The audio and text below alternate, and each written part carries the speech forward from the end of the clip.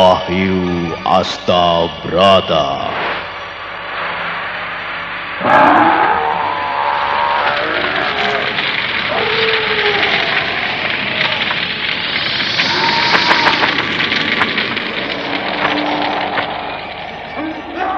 Tan hening wening upaya mukti nuring pangastuti. Tetek anggayo mukti sentosa rahayu. Acur wungu nirdaya tan aspi sampurna. Dewi Kesuma, datanglah, kumohon.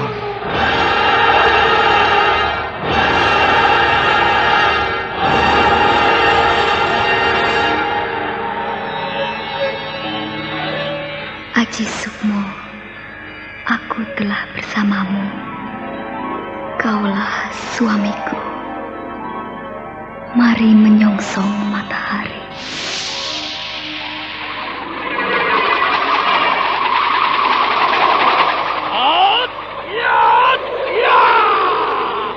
Ampur Jala Sutra.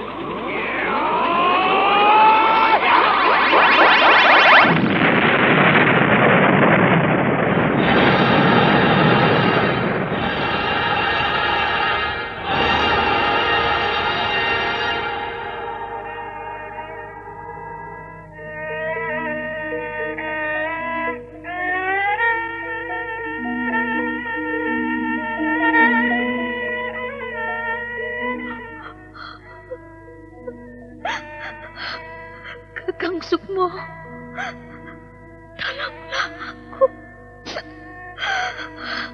Lepaskan aku dari penderitaan ini. Rara Sunti, aku datang. Aku akan menolongmu. Rara Sunti!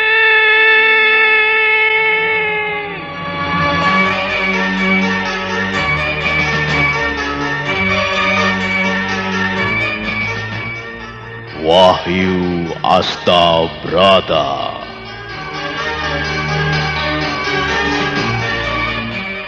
Serial sandiwara radio ini berlatar belakang sejarah Kesultanan Mataram, menggetarkan, mendebarkan, menggelorakan semangat, cinta, dan perjuangan umat manusia yang ingin menyibak misteri kehidupan ini.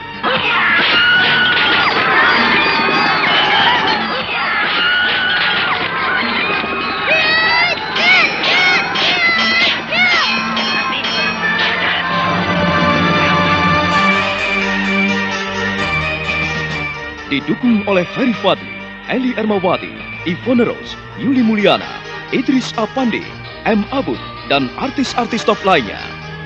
Cerita ini ditulis dan diolah oleh Bu Nergis Muryono, pengarah cerita dan naskah Agung Bahrodi, ilustrasi musik Haris Sabar, teknik dan montase Jenny Mumu, dengan sutradara Ferry Fadli. Sandiwara Radio ini masih Anda dengarkan di channel YouTube Satria Collection. Jangan lupa tekan tombol like dan subscribe.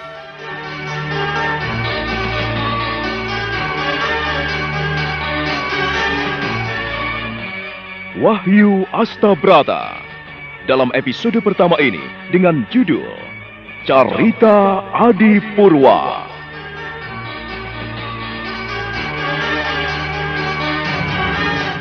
Pada seri yang kedua ini didukung oleh para pemain Hari Akik sebagai Adipati Mondoroko, Rusli sebagai Pangeran Puger, Wit Hendra sebagai Pangeran Mangkubumi, Aris sebagai Raden Mas Jolang, Heni sebagai Putri Brangti, Ajeng Atma Kusuma sebagai Putri Brangsi, dan Asdi Suhastra, pembawa cerita.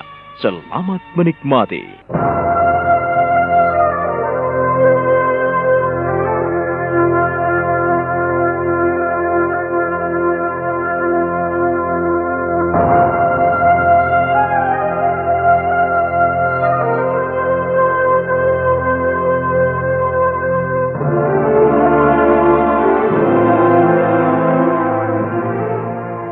Adipati Mondoroko tersenyum tipis, memperhatikan Pangeran Puger yang berwajah kejut. Dia mengetahui apa yang menjadi pikiran Pangeran Puger. Karena Pangeran Puger adalah putra kedua dari Panembahan Senopati. tetapi dia tidak dipilih sebagai pengganti Romonya. Untuk itulah Adipati Mandoroko berusaha untuk menghiburnya.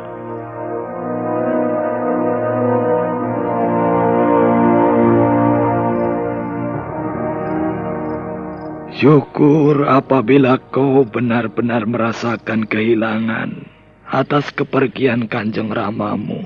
Siapa yang tahu nasib manusia?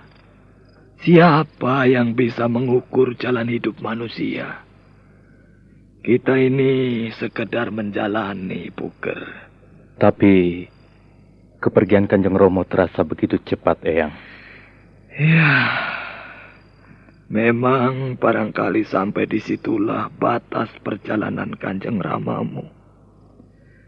Dan sekarang ini kita tidak perlu memikirkan yang sudah tiada. Yang perlu kita pikirkan sekarang adalah bagaimana kita menata masa depan Mataram.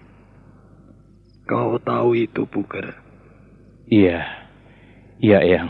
Nah, untuk itu kau tidak perlu bersedih. Sudahlah, sana. Bergabunglah dengan saudara-saudaramu untuk merayakan apa yang telah diraih oleh Mataram saat ini. Bahwa Mataram kali ini telah berganti generasi.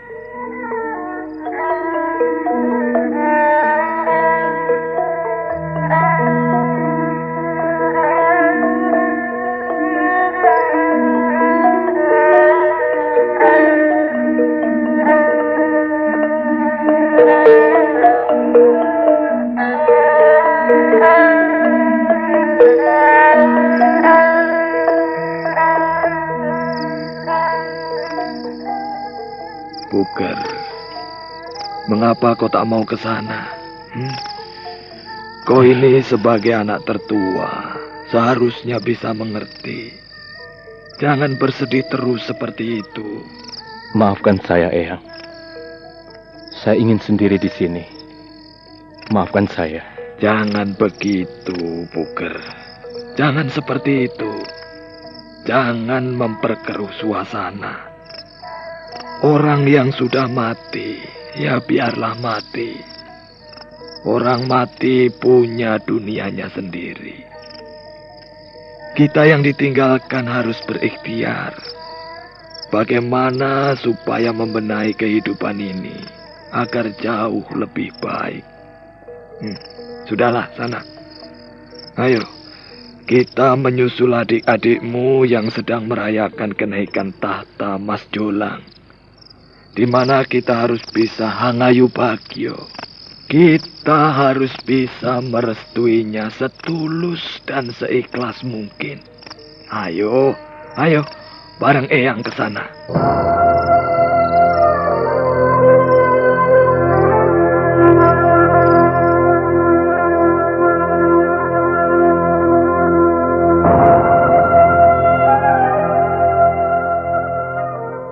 Pangeran Puger dengan malas sekali mengikuti Adipati Mandoroko menuju ke ruang pesta. Istana Mataram pada malam itu dipenuhi dengan nyala lampu-lampu yang ada di setiap sudut ruangan. Kerabat istana, para noto projo, dan seluruh kaum sentono dalam mengadakan perayaan untuk mengucapkan syukur kepada Yang Maha Agung, di mana telah bertahta Raja baru menggantikan kedudukan Panembahan Senopati yang telah kembali ke hadirat Tuhan.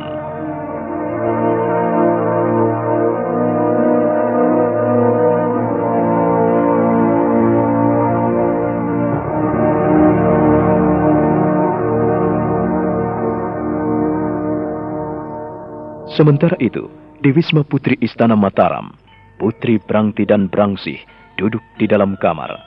Mereka saling berpandangan penuh kecemasan.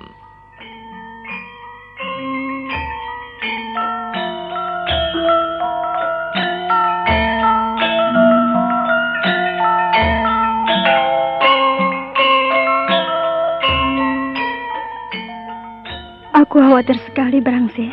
Ada apa, Mbak Yu? Ya, bila Kakang Puger bertindak nekat. Mengapa kau bilang begitu, Mbak Yu? Kakang Puger marah sekali. Kulihat wajahnya cemberut terus. ia melupakan amanat Kanjeng Romo. Waktu Kanjeng Romo sakit, pernah berpesan pada kita semua bahwa Kang Mas Jolanglah yang ditunjuk sebagai penggantinya kelak. Dan kita semua telah mendengarnya. Iya, ia sifatnya pendendam, Rangse. Kalau punya keinginan, harus terwujud. Dan aku yakin, ia berkeinginan menggantikan kedudukan Kanjeng Romo. Oh, ia ingin terkutuk? Siapa yang menentang sabda Kanjeng Romo, ia akan termakan kutukan. Brangse, kau jangan ikut mengutuk. Aku tidak ikut mengutuk, Mbak Yu. Tapi jika Kang Mas Puger benar-benar menentang amanat Kanjeng Romo, ia pasti akan terkutuk.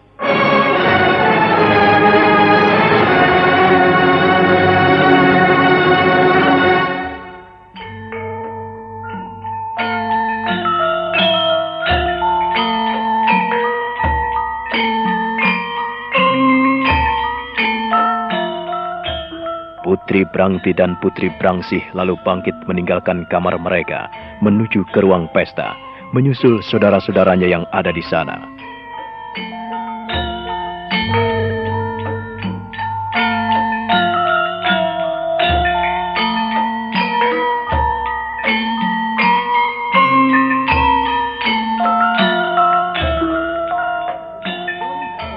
Adipati Mondoroko dan Pangeran Mangkubumi duduk di kanan kiri Pangeran Adipati Anom atau Sultan Mataram yang baru.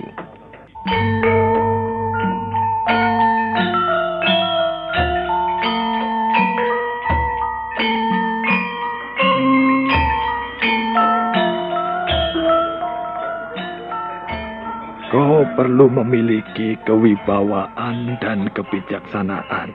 Iya, Eyang.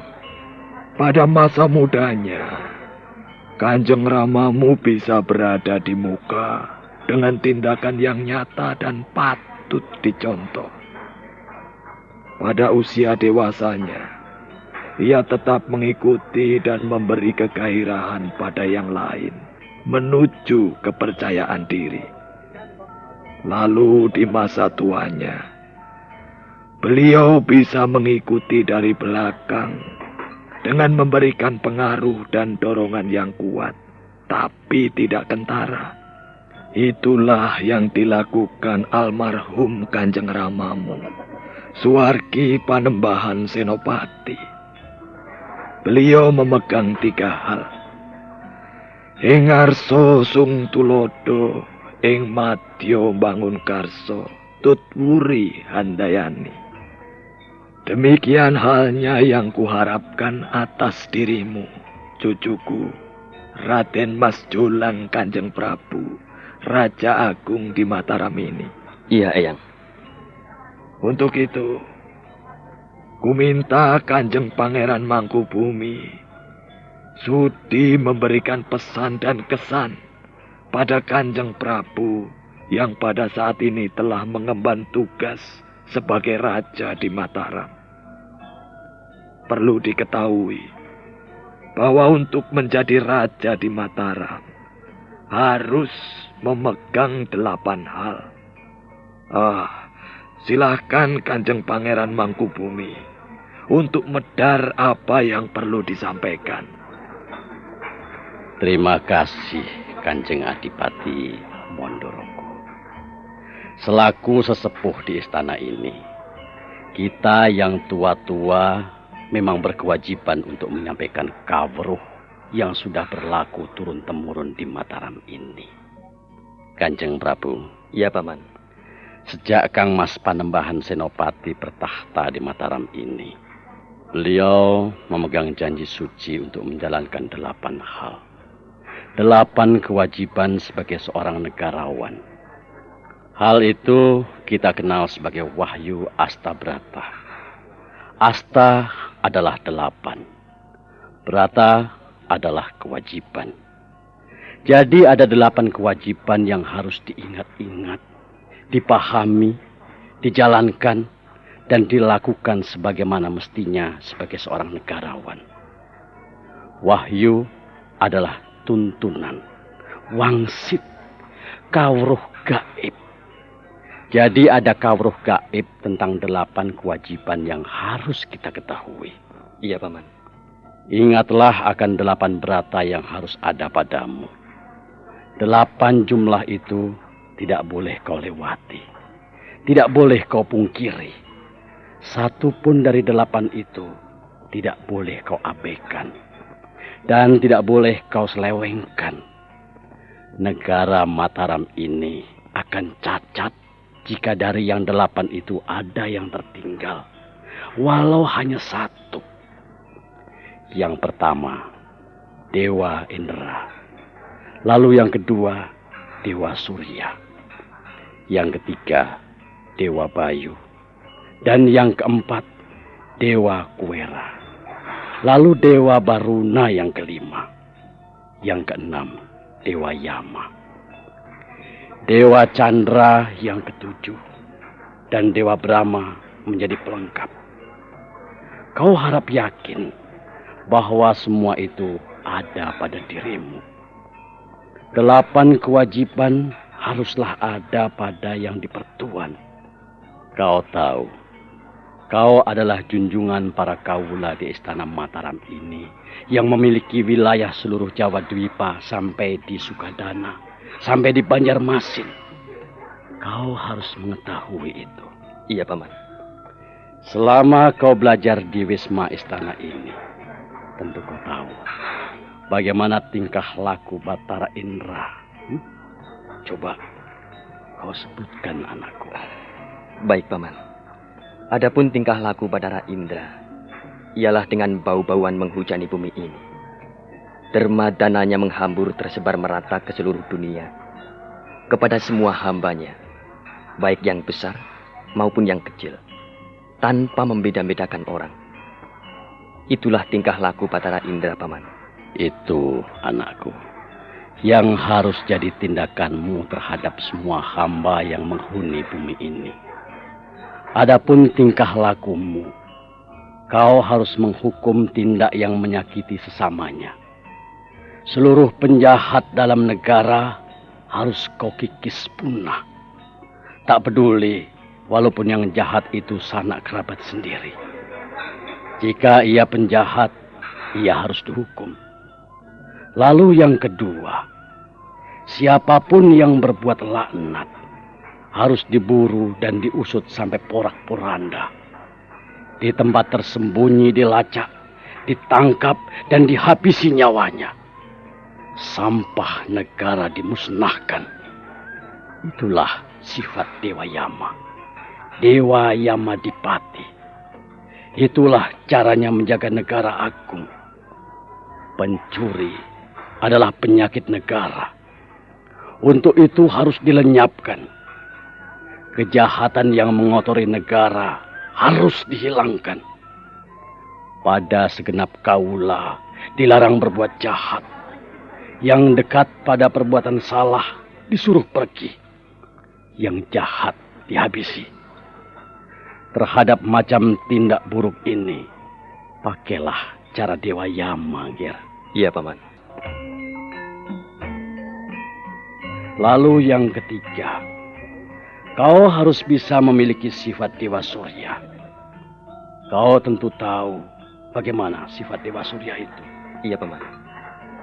Sifat Dewa Surya, peranginya berparamarta, menurunkan segala yang harum. Restunya menanamkan rasa suasana yang sejuk. Itulah yang menjadi pegangannya. Ia tidak galak atau menuruti kehendak sendiri. Tanpa terasa ia berusaha agar kita mendapatkan yang baik. Tiada marah sedikit pun. Dan kita tiada terasa bisa mencapai tujuan yang kita kehendaki. Ya. Lalu keempat, tingkah laku Dewa Chandra penuh ampun. Itu sarananya memenuhi dunia ini. Agar enaklah hati seluruh negeri. Memerintahlah ia dengan harum dan manisnya. Tiap katanya manis didengar. Muka dan tindakannya manis dilihat. Penuh ketawa. Senyumnya mencampuri tiap perilaku. Tindakannya tiada sulit. Hanya enaklah didengar semua perintahnya. Hatinya penuh damai terhadap seisi buana. Sampai ke lubuk berbaik hati. Lebih-lebih sikapnya harum manis serta penuh kasih sayang pada para penderita. Lalu yang kelima, tingkah lakumu harus seperti Dewa Bayu. Berputarnya buana yang ia awasi, kehendak alam yang ingin ia ketahui. Iya, Paman. Tanpa batas dan tanpa tandala, keinginan Dewa Bayu menemukan hasrat alam.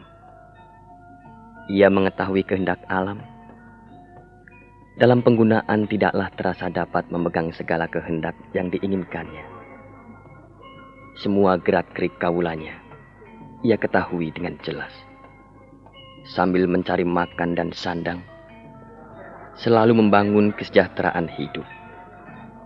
Semua ditujukan agar menyenangkan kawulanya. Rakyat yang telah percaya kepadanya memilihnya sebagai penguasa. Watak utama Dewa Bayu telah mengesan di seluruh dunia. Untuk tindak tanduk Dewa Bayu itu harus kuingat benar, Paman. Lalu yang keenam, kau pun harus tahu bagaimana Sang Hyang Kuwera, yaitu selamanya hidup berlebih pangan dan kenikmatan dalam memerintah dan terhadap mereka yang ia percayakan mengatur haluan negara. Tidaklah ia pernah melupakan keperluan jasmani mereka. Lalu ia menaruh kepercayaan sepenuhnya dalam usaha mereka supaya tidak berbuat salah. Seluruh negeri ia percayakan. Pemberiannya tidak habis-habisnya dan berpegang teguh pada kenyataan. Ia tidak pernah menyanjung, tidak pernah menyalahkan. Sikapnya sama terhadap siapapun. Karena ia percaya. Karena ia memberikan semua kepintaran kesatriaan kepada semua hambanya. Mereka memperhatikan usaha para kawulanya. Dan ia mengharapkan kesetiaan para kawulanya itu. Kemudian ketujuh, kau pun harus bisa seperti Dewa Baruna. Iya, Paman. Batara Baruna selalu bersenjata. Itulah wataknya. Hingga dapat menjamin aman jalannya. Di dalam hatinya selalu berpegang pada ilmu dan pengetahuan yang semua ia kuasai. Agar dapat mengungguli seluruh jagat unggul dalam semua kemampuan. Semua yang tak jujur dapat ia kelabui. Maka mereka itu amat takut berbuat salah, Paman. Seluruh isi alam ia kuasai. Maka terlihatlah siapa yang buruk, siapa yang baik. Tanpa canggung-canggung diterapkanlah sarana penanggulangan terhadap siapa saja yang merongrong keteguhan dan kekokohan pemerintahannya. Itulah yang selalu diutamakan. Sifat Dewa Baruna harus diambil sebagai teladan. Sebab Dewa Baruna ini memberi teladan sepanjang jalannya. Dan yang kedelapan, kau pun harus bisa menyontoh perilaku Dewa Brahma. Kau tahu itu, Ngir? Iya, Paman. Perilaku Batara Brahma, yaitu mencari sarana hidup. Ia dengan semua hambanya, tinggi rendah sama, berani terhadap musuh, mengerti keinginan para prajurit, dan musnahlah semua penyerang, hancur luluh. Dan kita harus bisa mengikuti Batara Brahma, Paman. Menundukkan. Tidak hanya dengan pedang tajam, tetapi kita pun harus bisa menundukkan dengan hati penuh kasih. Sandiwara Radio ini masih Anda dengarkan di channel YouTube Satria Collection. Jangan lupa tekan tombol like dan subscribe. Nah, bagaimana kisah selanjutnya? Saudara pendengar, silakan menunggu kelanjutan kisah Wahyu Astabrata ini dalam seri berikutnya. Sampai jumpa.